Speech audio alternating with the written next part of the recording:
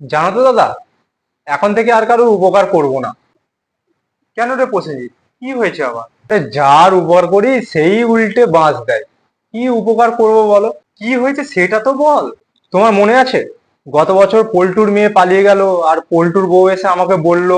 হ্যাঁ, ওর মেয়ে তো গত বছর জুলাই মাসে পালিয়ে গেছিল। ওর বউ এসে বলল না, প্রসেনজিৎ আমার মেয়েটা পালিয়ে গেছে, কি করি বলো তো? আমি তখন বলেছিলাম তুমি একটা থানাতে ডায়েরি করে আসো। এখন কি হয়েছে সেটা বল আমাকে। এখন তো পল্টুর মেয়ের সঙ্গে পল্টুদের মিল হয়ে গেছে। আর তাই পল্টুর মেয়ে সেদিনে বাজারে দেখতে পেয়ে আমাকে বলছে, কিরে আমাকে তুই আমার বরের নামে কেস করতে বলেছিলি? বুঝলাম। আমি তখন বলি, তোর মাকে আমি ডায়েরি করতে বলেছিলাম, কেস না। আরে এসব কথা তুই জানলি কিভাবে? তখন বলছে বলছে আমার মা বলেছে। হুম।